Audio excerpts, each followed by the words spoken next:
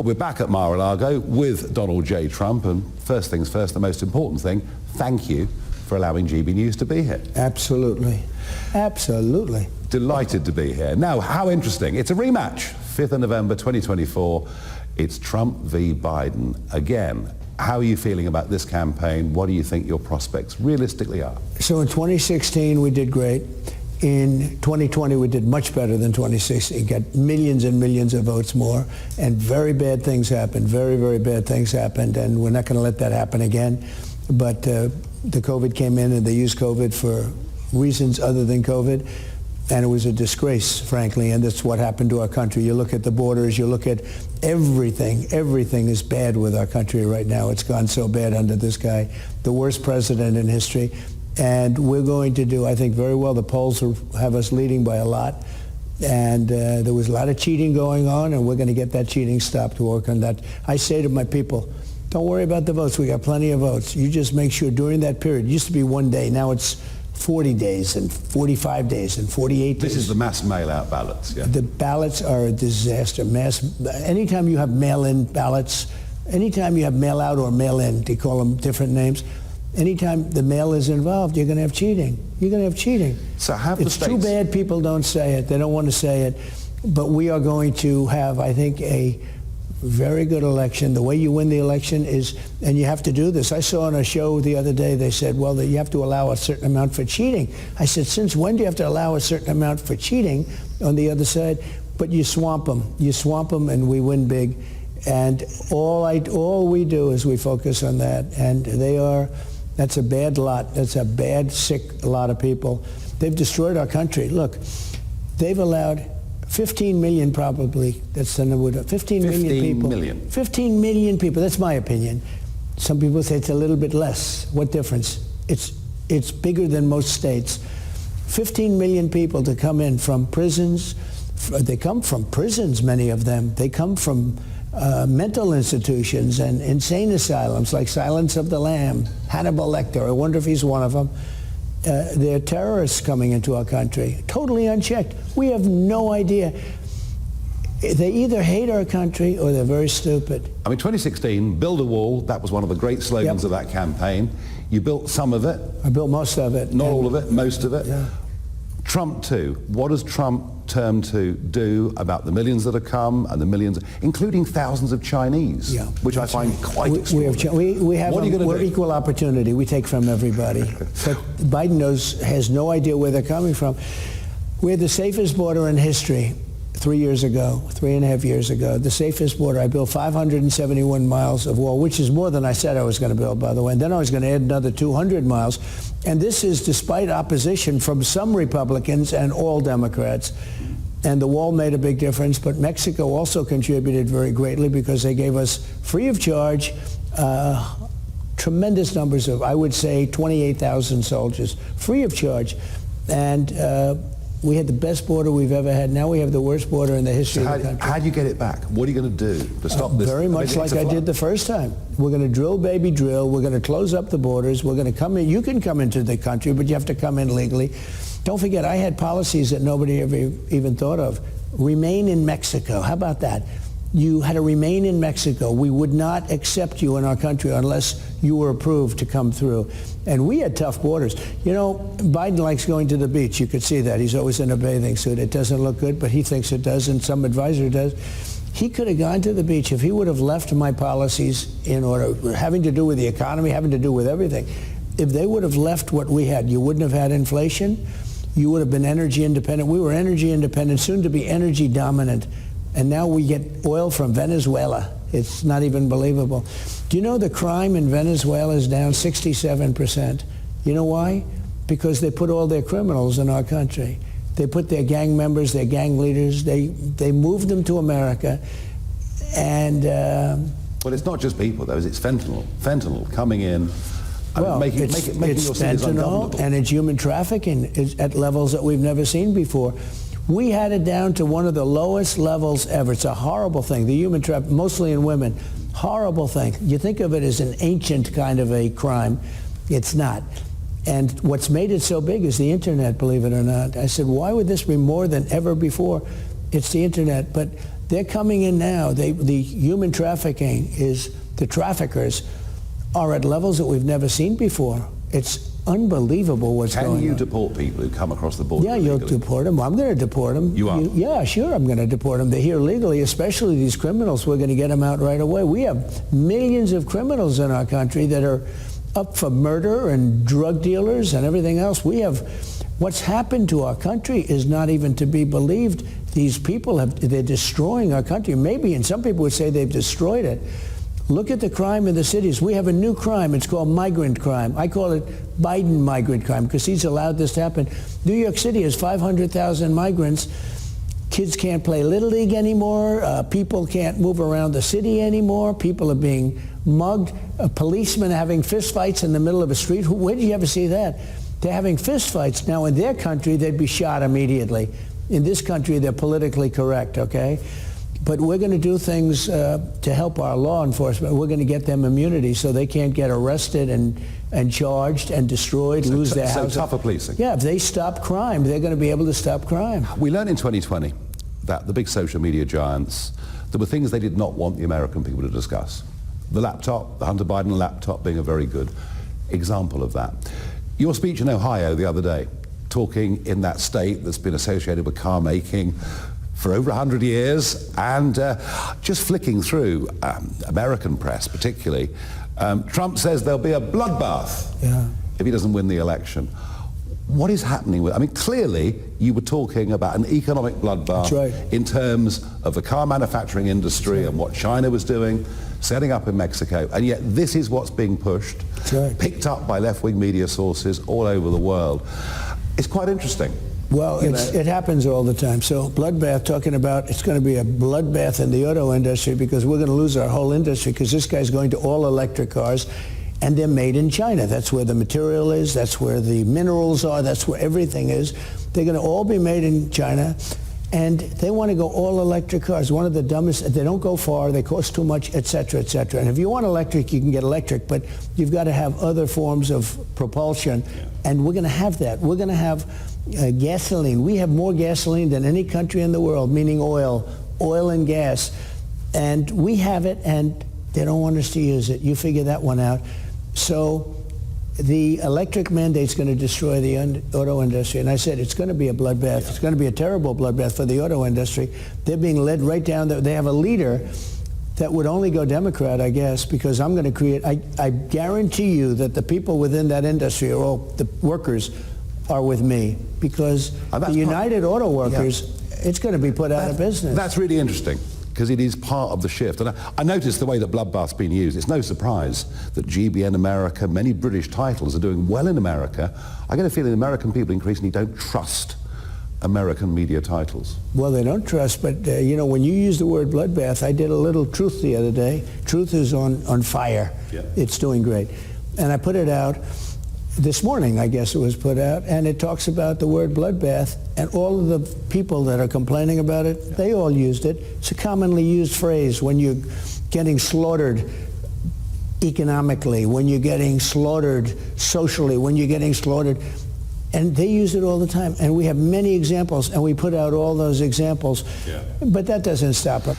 Some incredible polling from the black community. Yep. More than double the numbers of the black community supporting you this time to just 4 years ago.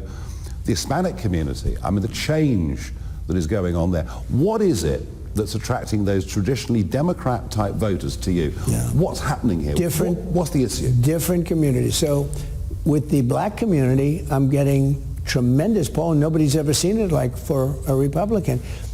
I did criminal justice reform. They know it. I did opportunity. Look, I gave them opportunities that nobody's ever given. The opportunity zones and all of the other work that I've done with Tim Scott, a great senator from South Carolina, and a great guy, by the way. He ran, and I say he promotes me better than he promoted himself. He's unbelievable. He goes and he said, I don't like talking about myself. I said, that's actually a nice trait. Was that his audition to be the VP? Yeah, well, he's one of the many people that people talk about, and he's certainly a very capable guy, but he's been incredible. But we did opportunity zones. But think of it, criminal justice reform, opportunity zones, and I funded the black colleges and universities. And nobody did that. For years and years, they didn't do it. They just wouldn't do it. And I did it. I got it funded for a long time. For 3 years, the heads of these universities, I'd have on average probably 45, 50 people come every year. I said, why do you keep coming? Why? They said, because one of them said to me, rough, he said, they make us like we're like the old days, like from 150 years ago. And you know what? He said, they make us feel like beggars. And I said, why? He said, they make us come back every year.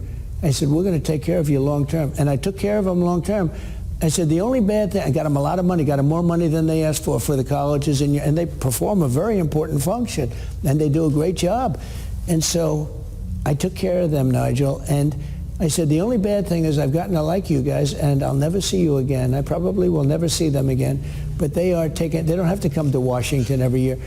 Black people saw that. Hispanics, very entrepreneurial people. Yeah. They like me, I like them. I mean, I'm leading all along Texas and the Texas. And kind of family values as well, perhaps quite important. I think there's family values. Christianity quite important in that community. I think so. All of the things. Look, we're doing so well. Nobody's ever done well with the Hispanics like I've done, with the black community. The whole thing has been amazing. Asian community. We're doing well with women. It just came out because women want security. They want to have security. Other countries are laughing at us. We have Iran building a nuclear weapon. That would have never happened with me. Now, the massive debate back across the pond is NATO.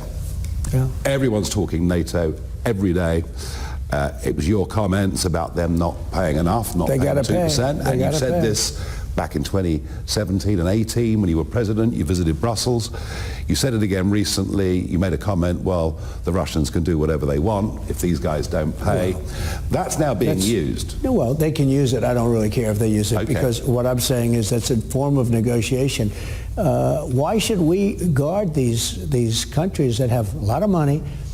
And the United States was paying for most of NATO. And when I went there, and I already had it out with them, and now they stopped paying again. But now they're paying because of those comments that you saw 2-3 weeks ago. I don't know if you know, but a lot of money's come in since those comments were made. Yeah. So NATO was not paying. And I said, well, the United States, they take advantage of the U.S. on trade like crazy, you know, as bad as almost anybody. And then on top of it, the NATO, with largely similar countries, the same countries, NATO, they weren't paying their bills.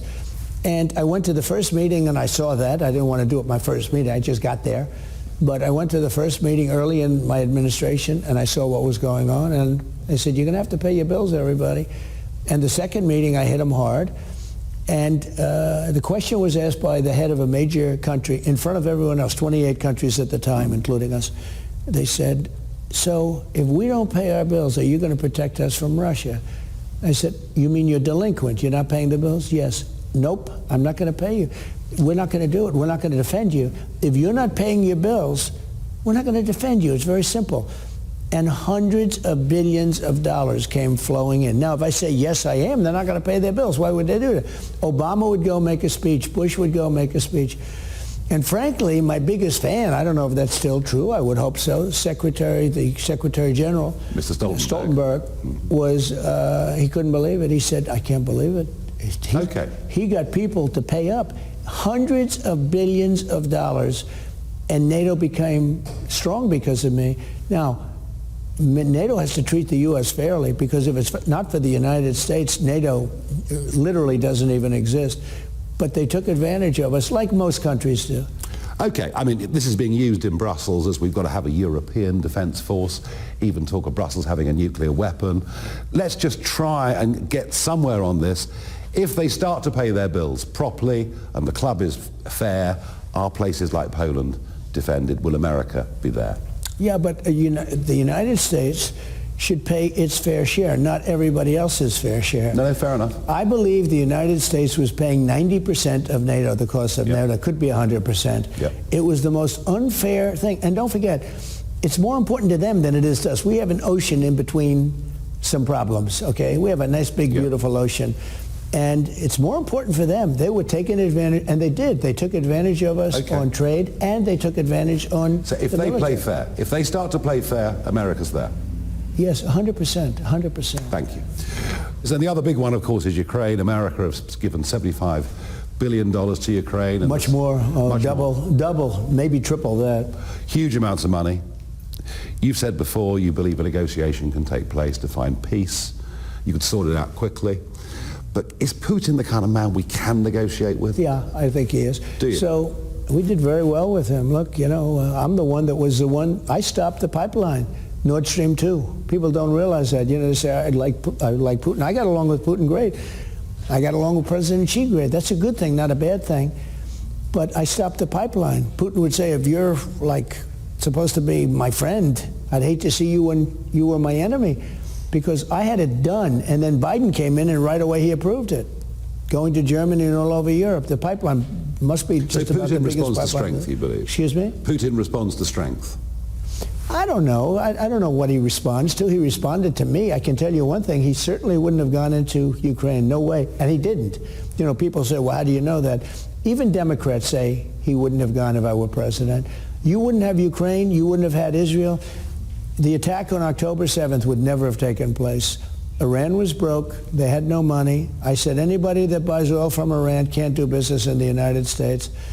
And Biden comes along and he lifted everything. Now Iran has $221 billion. $221 billion.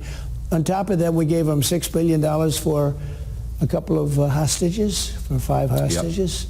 Yep. $6 billion. That's a lot. That's a lot of money. And we gave them $10 billion for electric bills to Iraq. Now, why are we involved with electricity for Iraq, and they don't treat us with great respect, in all fairness? Essentially, they're a subsidiary of Iran, if you think about it, and that's the way it is. So we're facing all these problems. We've got a Conservative Party in the UK in a rapid downward spiral, it would seem, if you believe the opinion polls and see the arguments. A Labour Party massively ahead in the polls. Sir Keir Starmer is almost certainly going to be the next British Prime Minister. I just wondered, has he reached out to you at all in any way? I'm not reaching out. I'm not president right now. I'll reach out if it's appropriate.